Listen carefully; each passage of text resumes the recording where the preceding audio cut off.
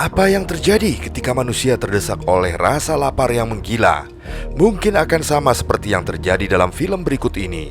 Ketika sebuah penjara yang selnya bersusun menyediakan makanan sesuai dengan lantai tempat tahanan berada. Semakin ke bawah, maka makanan semakin menipis. Dan yang kemudian terjadi adalah, langsung saja simak kisahnya di layar tancap.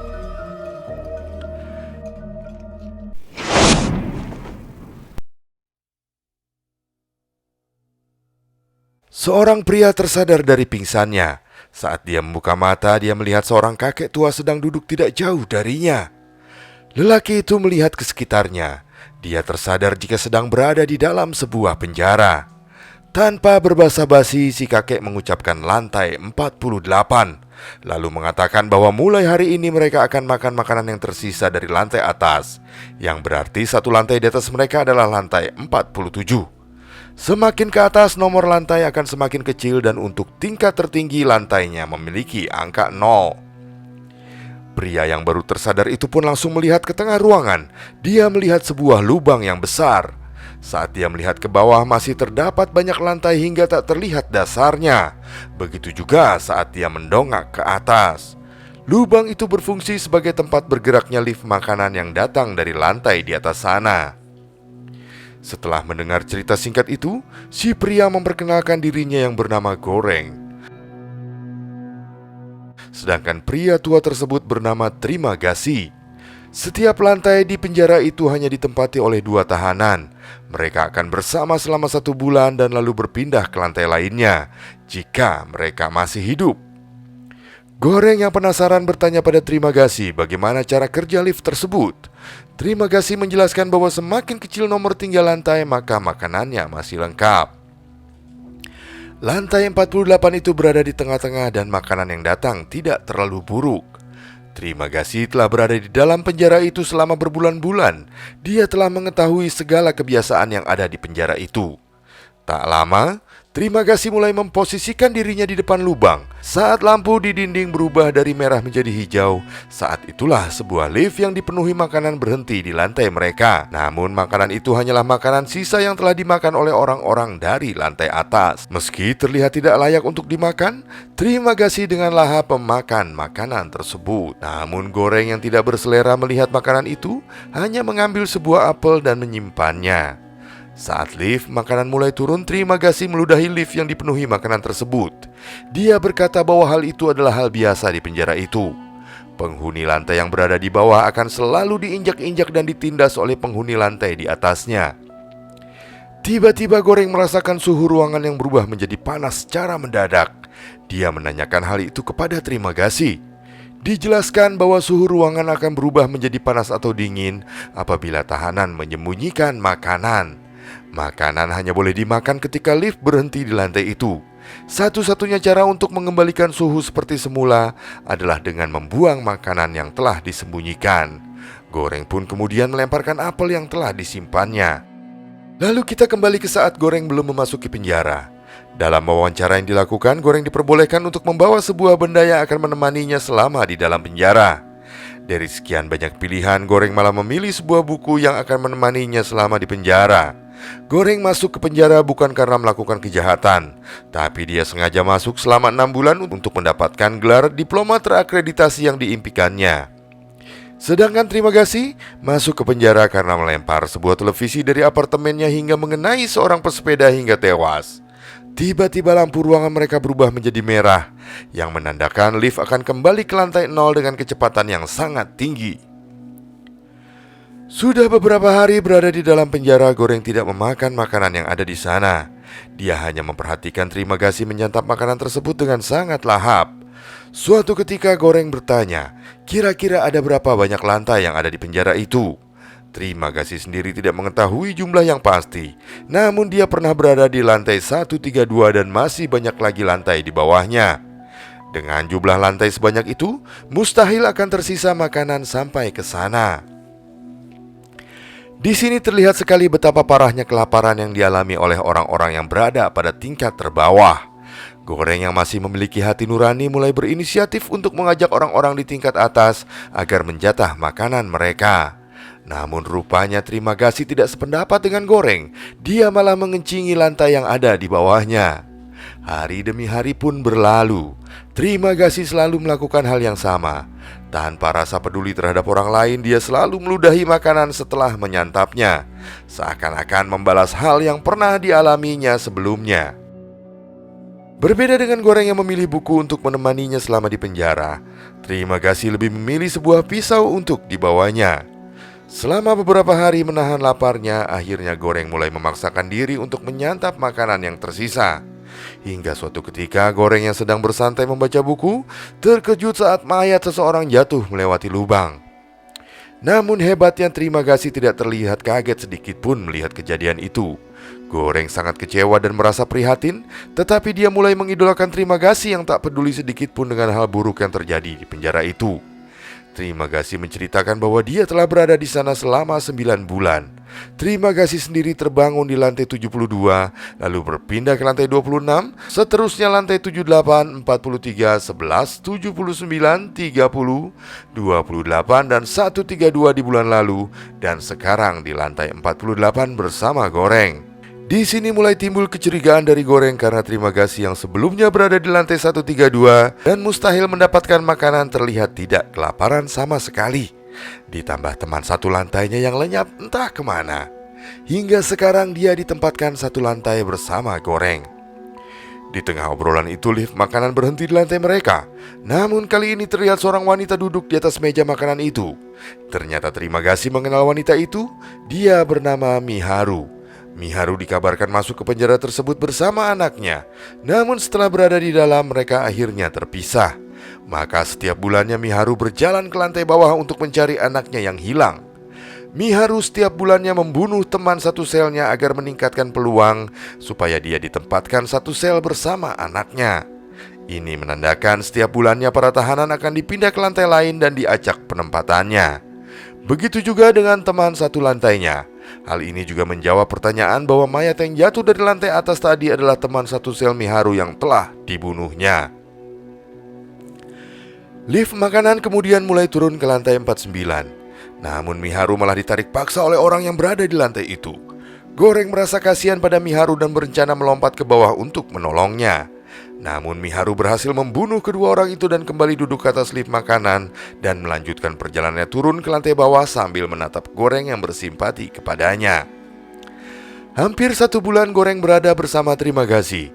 Karena penghabisan waktu di dalam penjara, semakin lama hubungan pertemanan mereka pun semakin akrab. Hingga sampai pada pergantian lantai untuk para tahanan pun segera dimulai. Terima Kasih meminta Goreng berdoa agar mereka ditempatkan pada lantai dengan nomor yang rendah. Hingga kemudian tercium bau gas dan mereka pun tertidur. Saat terbangun dari tidurnya, Goreng telah berada dalam posisi terikat karena krisis kelaparan yang akan mereka alami. Karena pada bulan ini mereka berdua ditempatkan di lantai 171. Tentu saja di lantai itu tidak akan ada makanan yang tersisa sampai di lantai mereka. Terima Kasih melakukan persiapan untuk bertahan hidup dengan memakan daging yang berasal dari tubuh Goreng secara perlahan-lahan. Tapi dia tidak akan langsung memakan daging tubuh Goreng. Terima Kasih akan mencoba berpuasa selama 1 minggu dan 3 minggu kemudian baru mulai perlahan menyantap daging tubuh Goreng untuk bertahan hidup di sana. Terlihat juga beberapa orang melompat dari lantai mereka karena merasa putus asa saat mengetahui lantai tempat mereka ditempatkan. Dan benar saja, saat lift makanan berhenti di lantai itu tidak ada sedikit pun makanan yang tersisa. Selama beberapa hari Terima Kasih mencoba untuk berpuasa dan bertahan semampunya. Sedangkan Goreng hanya bisa pasrah terikat menunggu nasibnya. Hingga akhirnya Terima Kasih yang tak kuat lagi menahan laparnya mulai mengiris daging di bagian tubuh Goreng. Pada momen inilah lift makanan datang bersama Miharu di atasnya. Miharu langsung memukul Terima Kasih dan menggorok lehernya. Kemudian dia melepaskan Goreng yang masih berada dalam posisi terikat. Saat itu Goreng yang sangat marah pada Terima Kasih langsung menghujaninya dengan tusukan secara membabi buta. Hingga kemudian Terima Kasih tewas. Goreng terbangun dari ketidaksadarannya dan melihat Miharu sedang menyantap tubuh Terima Kasih.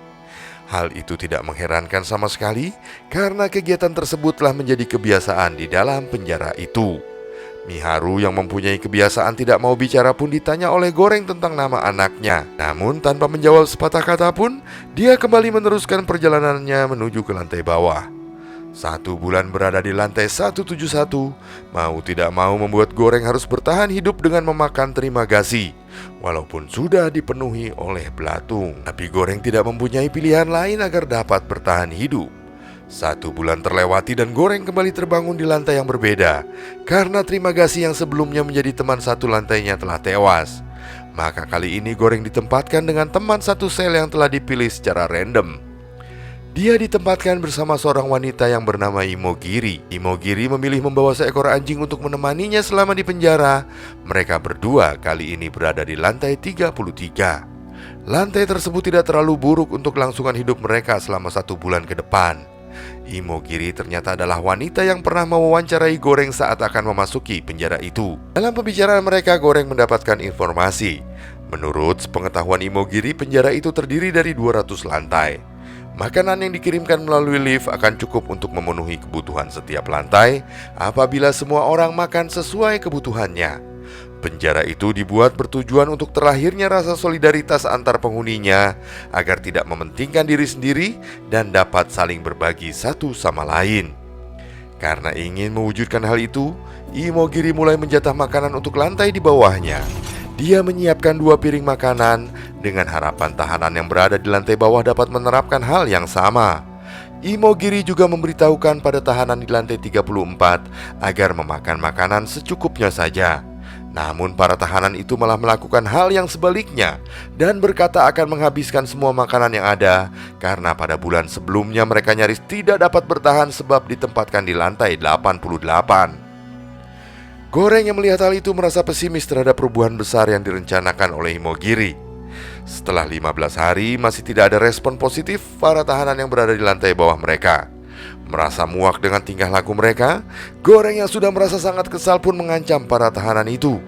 Jika tidak, dia tak akan segan-segan membuang kotorannya ke atas makanan mereka.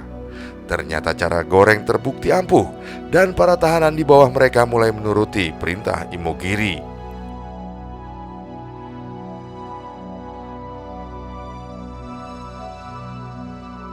Hari selanjutnya lift makanan kembali berhenti di lantai mereka. Terlihat Miharu yang terbaring dengan kondisi penuh luka di atas lift makanan. Goreng dan Imogiri langsung menolong Miharu yang terbaring lemas. Saat lift mulai turun ke bawah, Miharu merasakan suhu ruangan mereka mulai terasa dingin. Ternyata anjing Imogiri sedang menyembunyikan makanan. Lalu Goreng langsung merebutnya sehingga suhu pun kembali normal. Saat terbangun dari tidurnya, Goreng menemukan Miharu sedang bertengkar dengan Imogiri. Ternyata Miharu telah menyantap anjing kesayangan Imogiri. Miharu kemudian tanpa rasa bersalah kembali mengikuti lift makanan menuju ke lantai bawah. Imogiri merasa sangat kesal karena anjing kesayangannya telah dimakan oleh Miharu. Di saat itulah Imogiri menjelaskan bahwa Miharu tidak memiliki anak sama sekali. Saat dia masuk ke dalam penjara 8 bulan yang lalu, dia masuk sendirian tanpa memiliki keluarga. Miharu terobsesi menjadi seorang Marilyn Monroe, namun karena tidak terwujud menyebabkan dia menjadi gila dan mencari anak yang keberadaannya tidak pernah ada. Ternyata Imogiri masuk ke penjara secara sukarela karena sudah putus asa terhadap kanker ganas yang telah dideritanya selama 3 tahun. Sebab itu dia sengaja datang ke penjara ini untuk membiarkan dirinya dimakan secara hidup-hidup.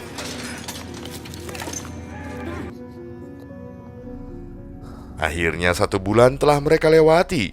Goreng kembali terbangun dan berada di lantai 202. Ternyata jumlah lantai di penjara ini melebihi perkiraan Imogiri. Karena merasa tidak ada harapan untuk hidup lagi, Imogiri menggantung dirinya sebelum Goreng terbangun dari tidurnya. Hal itu membuat Goreng frustasi dengan bayang-bayang terima kasih dan juga Imogiri yang terus menghantuinya.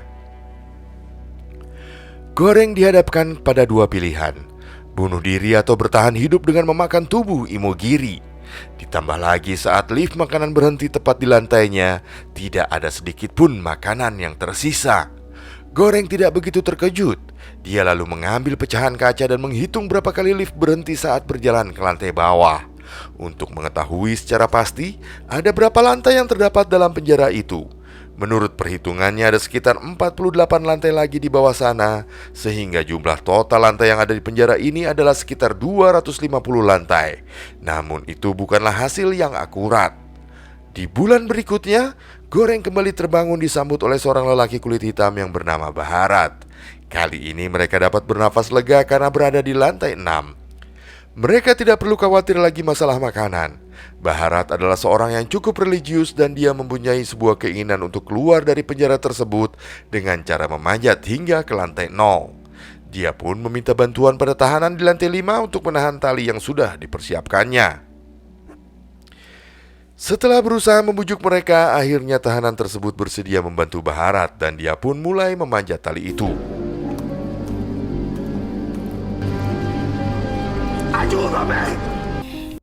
Namun saat hampir tiba, tahanan wanita yang berada di lantai itu membuang kotorannya tepat mengenai wajah Baharat hingga membuatnya kembali terjatuh ke lantai 6. Hal itu membuatnya sangat marah bukan kepalang.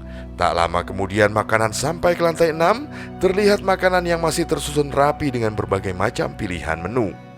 Namun para tahanan di lantai 7 malah memakan makanan tersebut dengan rakus sehingga merusak semua makanan yang telah tersusun rapi. Jika dibiarkan terus, maka persoalan tidak akan pernah ada habisnya. Bagaimana solidaritas akan dibangun jika setiap tahanan masih mementingkan diri mereka sendiri? Goreng kemudian mempunyai sebuah ide untuk membagikan makanan di setiap tingkat. Dia pun meyakinkan Baharat untuk membantunya. Setelah mempersiapkan beberapa senjata, mereka berdua mulai turun ke bawah dengan menaiki lift makanan. Mereka menyuruh tahanan di lantai 7 untuk berpuasa. Dia berencana untuk membagikan makanan tersebut dimulai dari lantai 51. Di lantai yang belum mencapai angka 51, akan mereka paksa untuk berpuasa selama 1 hari. Bagi siapa saja yang tidak mematuhi perintahnya, maka langsung mereka bunuh.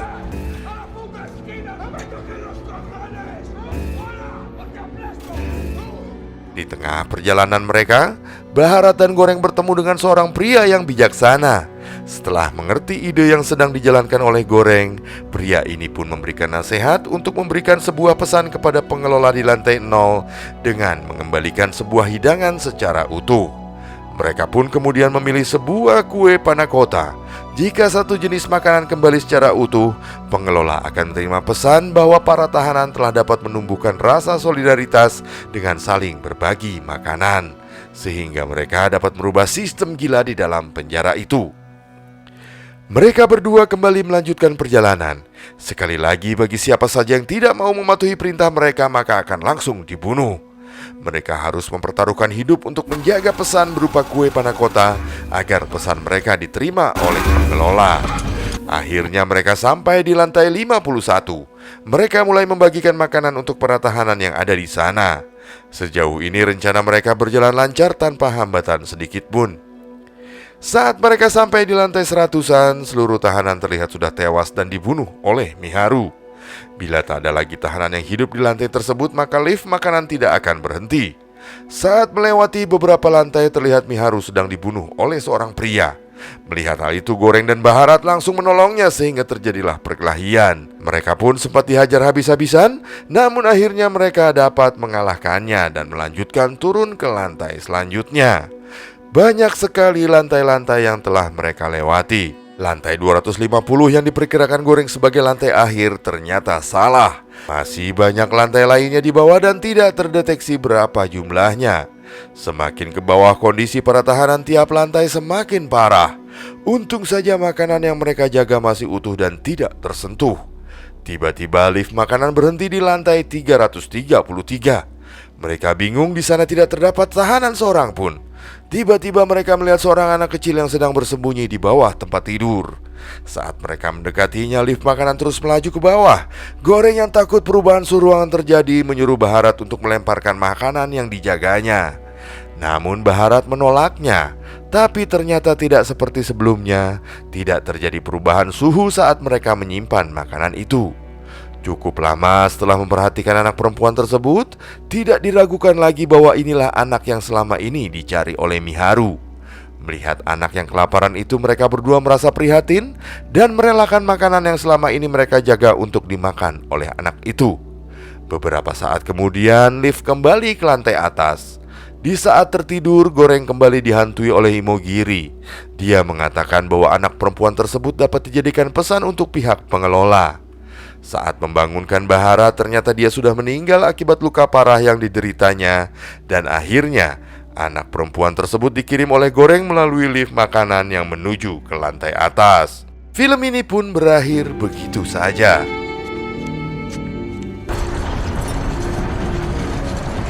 Terima kasih sudah bersama layar tancap. Sampai jumpa di film selanjutnya.